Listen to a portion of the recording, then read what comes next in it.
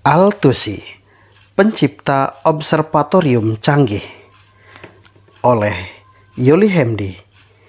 Ilustrasi Joy Subarjah.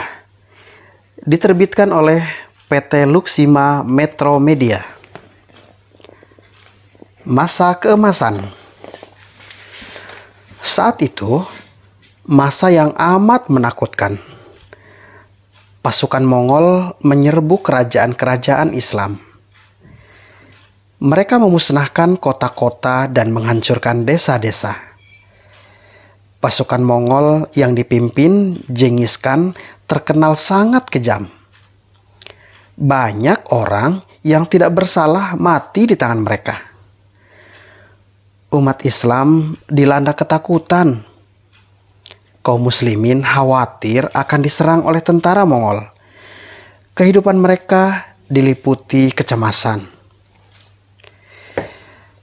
Pada masa penuh kecemasan itulah lahir Al-Tusi. Namanya Abu Ja'far Muhammad ibnu Al-Hasan Nasiruddin Al-Tusi. Kampung halamannya di Tus, sebuah kota di timur Iran. Dari itulah nama panggilannya menjadi Al-Tusi. Tanggal lahirnya 18 Februari 1201 Masehi. Kemudian hari dia akan menjadi ilmuwan terkenal. Al-Tusi memiliki banyak nama julukan penghormatan. Dia dipanggil Muhaqqiq Al-Tusi, Khwaja Tusi, dan Khwaja Nasir. Penduduk kota Tus dilanda ketakutan. Mereka mendengar kabar pasukan Mongol telah dekat. Para ilmuwan tidak bisa lagi mengembangkan ilmu karena mereka juga sangat cemas. Akibatnya, pendidikan menjadi terlambat. Setiap saat obrolan mereka hanyalah tentang pasukan Mongol. Mereka sudah mengabaikan ilmu pengetahuan. Lain halnya Al-Tusi. Meskipun masih kecil, ia tetap ingin belajar. Syukurlah Al-Tusi memiliki ayah yang mencintai ilmu pengetahuan. Di masa sulit itu, ia tetap memikirkan pendidikan anak. Pekerjaan ayahnya sebagai ahli hukum. Namun, Al-Tusi dimasukkan ke sekolah agama terlebih dahulu. Di sana ia mempelajari Al-Quran dan Al-Hadis. Al-Tusi mendalami akidah dan juga hukum Islam. Dia dengan cepat menguasai pelajaran agama. Itulah yang membuat orang tuanya bangga. Ternyata pamannya juga seorang ilmuwan yang segani loh.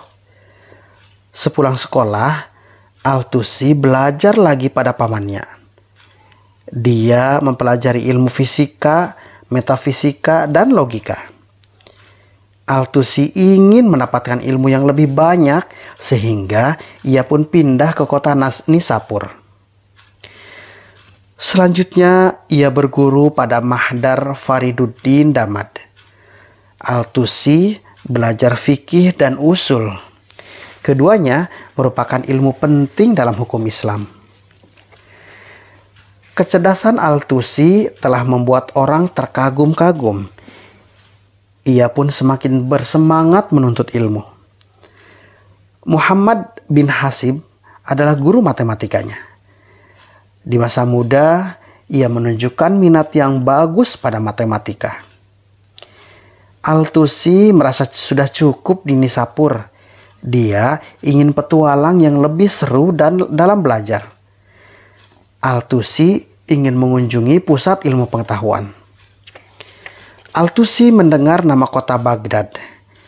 Di masa itu, Baghdad adalah pusat ilmu pengetahuan. Berbagai bangsa berduyun-duyun belajar ke sana. Al-Tusi pun berangkat ke Baghdad. Ia belajar ilmu pengobatan kepada Kutubuddin. Al-Tusi sangat senang belajar matematika. Ia pun berguru pada Kamaluddin bin Yunus. Al-Tusi juga mempelajari ilmu agama pada Salim bin Bardan. Hatinya sangat bahagia menuntut ilmu di Baghdad. Al-Tusi menjadi ilmuwan muda yang disegani. Namun, kabar buruk datang pada tahun 1220 Masehi. Pasukan Mongol menyerang kota Tus. Kampung halaman Al-Tusi hancur lebur. Dia amat sedih kehilangan keluarga tercinta. Al-Tusi tidak tahu lagi hendak kemana. Dia sangat kebingungan. Saat itu istana kerajaan Ismailiyah membutuhkan ilmuwan. Raja Nasiruddin Abdurrahim mengundang Al-Tusi. Dia diminta mengabdi di sana, yakni di istana raja. Al-Tusi menerima undangan itu. Dia pun langsung menjadi pejabat istana. Di sana Al-Tusi menulis buku logika, astronomi, dan matematika. Karya pertamanya adalah Kitab Akhlak Nasiri. Buku ini ditulisnya pada tahun 1232 Masehi. Pasukan Mongol dipimpin cucu Genghis Khan bernama Hulagu Khan. Pasukan Mongol menyerbu kerajaan Ismailiyah. Istana Alamut tidak mampu bertahan lagi sehingga di tahun 1251 Masehi pasukan Mongol berhasil menguasainya. Al-Tusi tidak mungkin bisa melarikan diri. Dia ditangkap oleh pasukan Mongol. Bagaimana nasibnya di tangan pasukan yang terkenal kejam itu? Ternyata Al-Tusi tidaklah dibunuh. Ilmu pengetahuan telah menyelamatkan nyawanya. Hulagu Khan menghormati ilmuwan. Raja Mongol itu menjamin keselamatan Al-Tusi.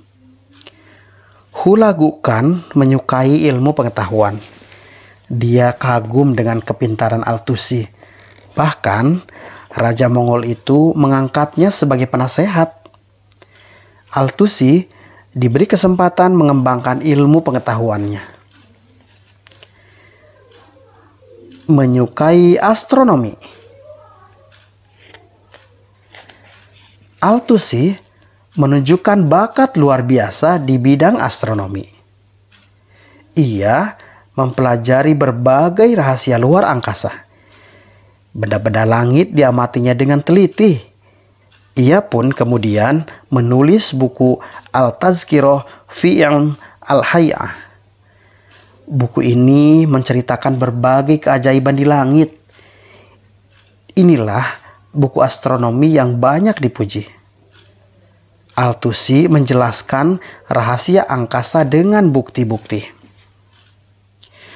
Buku Al-Tusi menjadi perbincangan seru para ilmuwan. Ahli-ahli astronomi sangat tertarik dengan Al-Tazkirah.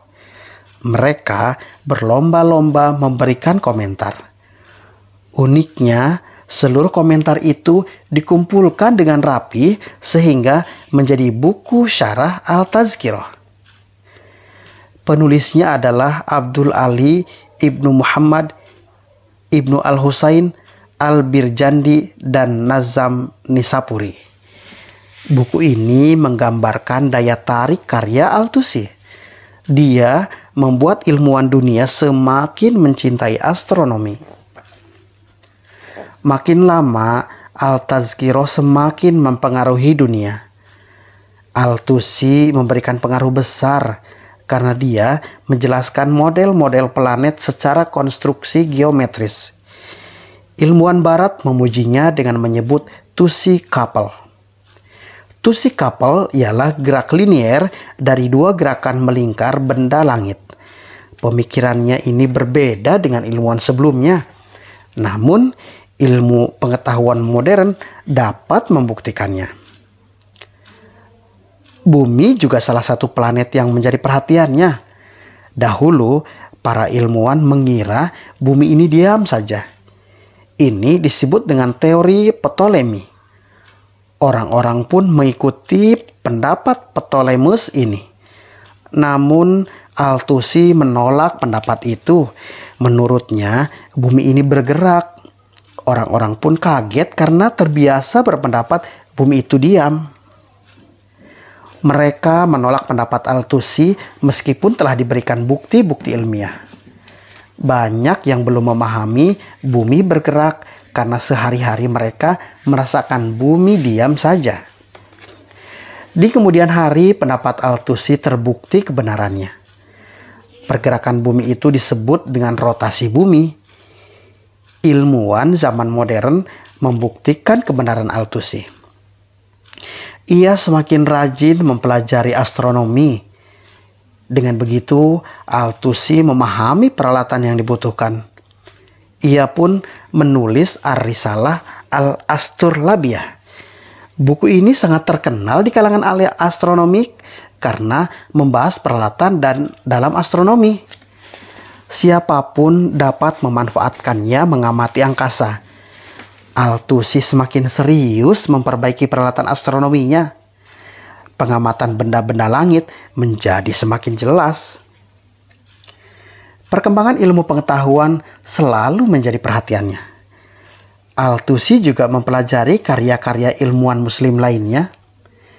Ia pun memberikan komentar. Salah satunya, Al-Tusi menulis Syarah Al-Isyarat. Buku ini mengomentari karya Ibnu Sina. Ibnu Sina adalah bapak kedokteran yang hebat. Al-Tusi memberi komentar, dukungan, dan juga saran. Tujuannya agar ilmu semakin berkembang. Membangun observatorium. Hulagukan semakin terkagum-kagum dengan kecerdasan Al-Tusi. Raja Mongol itu senantiasa menghormatinya. Bahkan permintaan Al-Tusi dikabulkannya. Suatu hari Al-Tusi menemui Raja Mongol. Dia berkata, "Saya ingin membangun observatorium." Observatorium adalah tempat mengamati angkasa luar. Tentunya pembangunan observatorium biayanya mahal. Permintaan Al-Tusi membuat orang-orang terkejut. Mereka khawatir Raja Mongol marah. Namun, Hulagukan sangat senang mendengarnya. Observatorium akan mengembangkan ilmu astronomi. Raja Mongol langsung menyetujui rencana hebat itu. Hulagukan bertanya, di mana akan dibangun? Al-Tusi menjelaskan, di sini, di Maraga. Hulagukan semakin gembira. Maraga adalah ibu kota baru yang dibangunnya di Azerbaijan. Dia bangga observatorium didirikan di Maraga. Pembangunan observatorium dimulai tahun 1259 Masehi. Al-Tusi terus meyakinkan raja agar serius membangun observatorium tersebut. Sang raja kemudian mendatangkan ahli dari Persia dan Cina. Dia menginginkan observatorium yang terbaik. Butuh waktu yang lama untuk pembangunan observatorium itu. Pada tahap penyelesaian akhir, Hulagukan meninggal dunia. Hampir saja observatorium itu terbengkalai. Sangat sulit membangunnya tanpa dukungan raja. Situasi semakin sulit karena Abaka Khan menolak jadi raja. Putra Hulagukan itu dibujuk oleh Al-Tusi. Akhirnya, dia pun bersedia melanjutkan kekuasaan ayahnya. Abaka Khan juga yang meneruskan pembangunan observatorium. Akhirnya, observatorium itu selesai dibangun. Sekitar 13 tahun lamanya waktu dihabiskan dalam membangun. Observatorium itu amatlah megah dan lengkap. Sampai sekarang observatorium Al-Tusi masih berdiri gagah. Bangunan ini berada di daerah ketinggian di Maraga sehingga memudahkan ilmuwan dalam pengamatan angkasa luar. Al-Tusi memimpin observatorium selama 12 tahun. Pengamatan benda-benda langit berjalan semakin baik. Observatorium tersebut berbentuk bangunan seperti setengah bola. Warnanya putih bersih. Siapapun yang memandangnya akan takjub. Pada masa itu belum ada yang menandinginya. Itulah observatorium terbesar di dunia. Lebar bangunannya 150 meter dan panjang 350 meter. Observatorium ini memiliki kubah yang unik. Kubahnya memiliki celah yang membuat sinar matahari bisa masuk.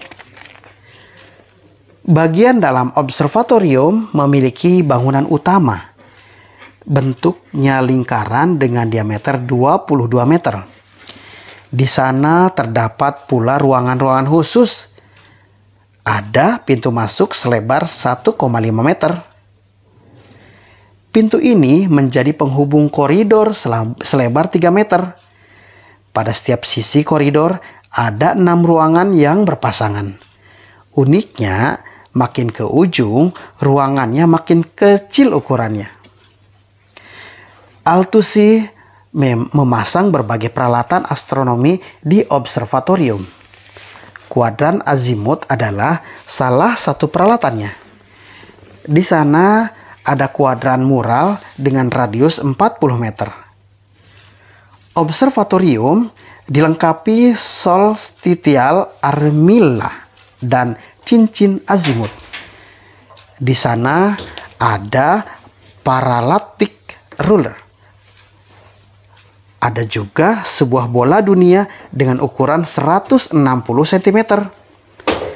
Al-Tusi sangat serius melengkapi perangkat astronominya.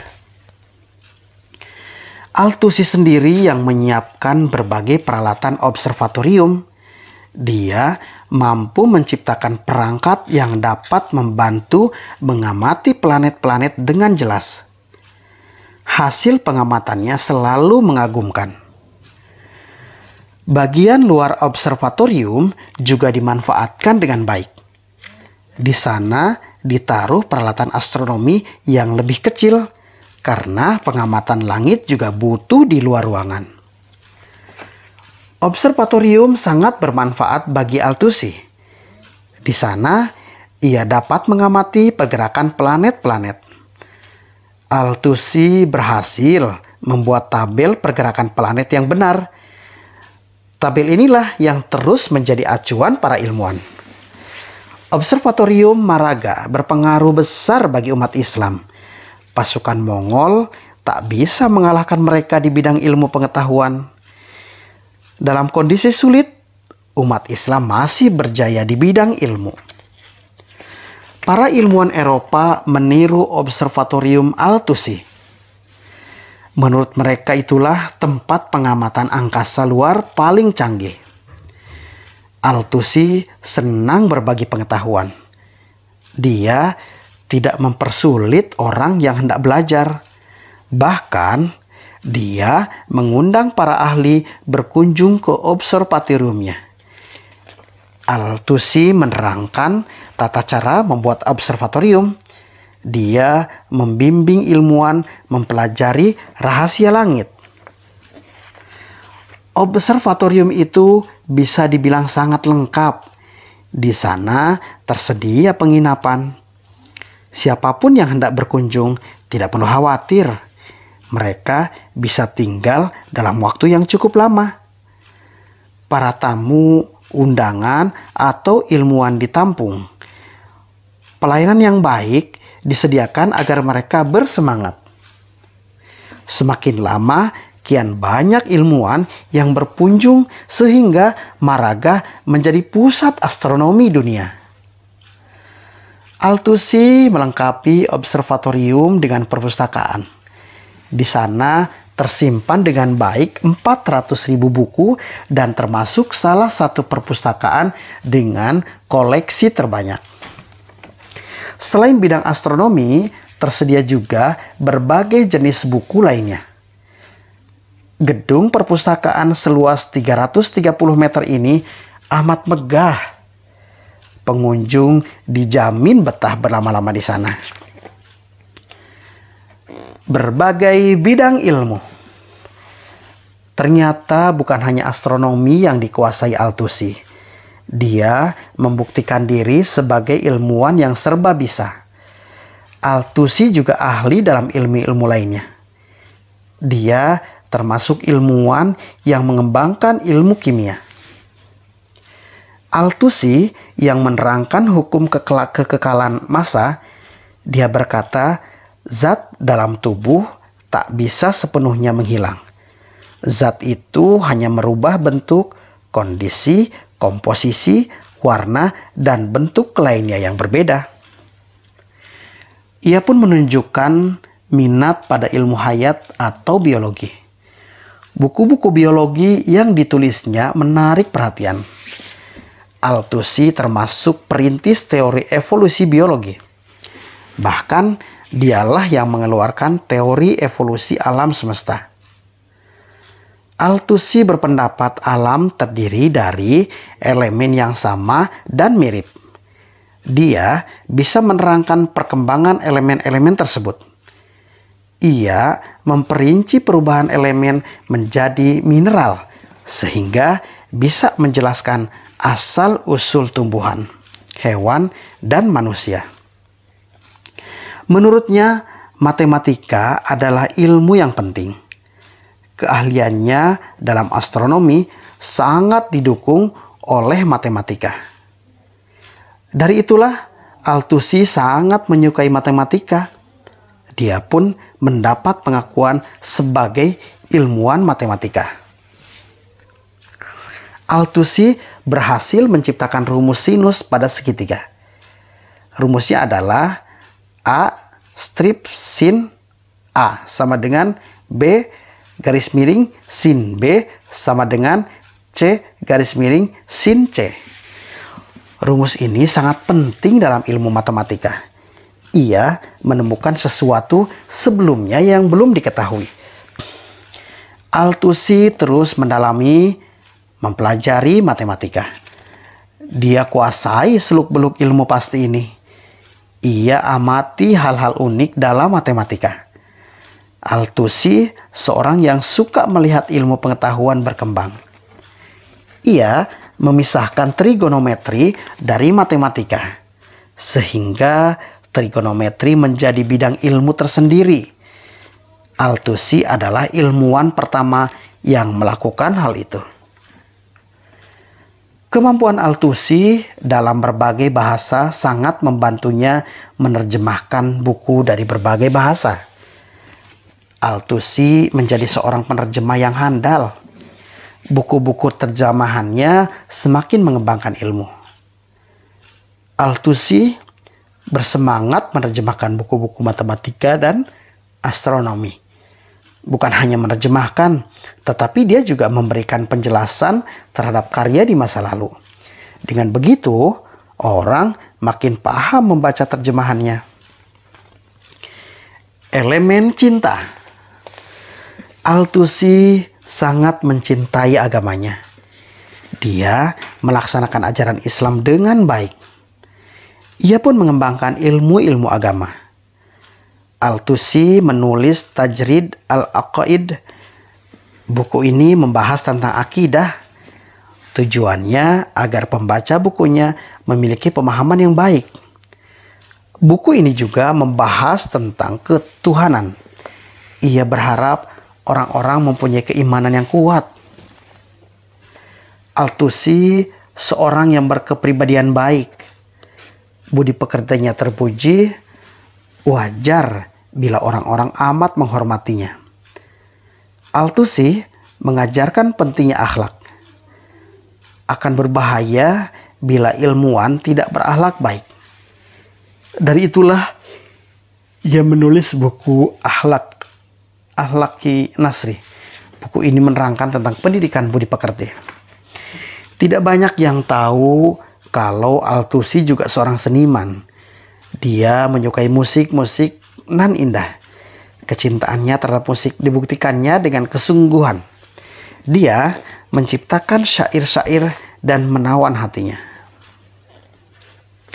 Al-Tusi menulis buku Kanz al-Tuhab dan Fi Ilmu al-Mausiki. Buku ini berperan dalam perkembangan musik yang bermanfaat. Jasa Al-Tusi dalam kedokteran juga amat besar. Dia menulis kitab Al-Bab Bahiyah fi At-Taraqib Al-Sultaniyah. Buku ini harusnya digemari sampai sekarang, karena buku ini menerangkan tata cara diet. Al-Tusi menjelaskan tata cara memiliki tubuh yang bagus. Dia mengajarkan diet yang benar. Dalam kedokteran, ia menekankan tata cara hidup yang sehat. Akhirnya, Al-Tusi meninggal dunia. Dia wafat di Baghdad pada 25 Juni 1274 Masehi. Dunia merasa sedih kehilangan ilmuwan yang menarik ini. Namun, jasa-jasanya akan terus dikenang sampai sekarang. Orang bisa menyaksikan observatorium Maraga. Siapapun bisa meniru observatorium yang dibangunnya. Para ilmuwan sangat menghormati jasa-jasanya. Bahkan namanya diabadikan menjadi salah satu kawah di bulan. Ada pelajaran sangat penting dari kehidupan Al-Tusi. Ilmuwan hebat ini mengajarkan pentingnya cinta. Menurutnya cinta dibutuhkan oleh manusia, sebab cinta yang membuat kehidupan manusia menjadi baik. Sesungguhnya Tuhan menciptakan cinta di hati setiap manusia. Dari itu hendaknya manusia bisa saling mencintai. Saling mencintai adalah dengan saling berbuat kebaikan. Itulah yang membuat kehidupan menjadi sempurna.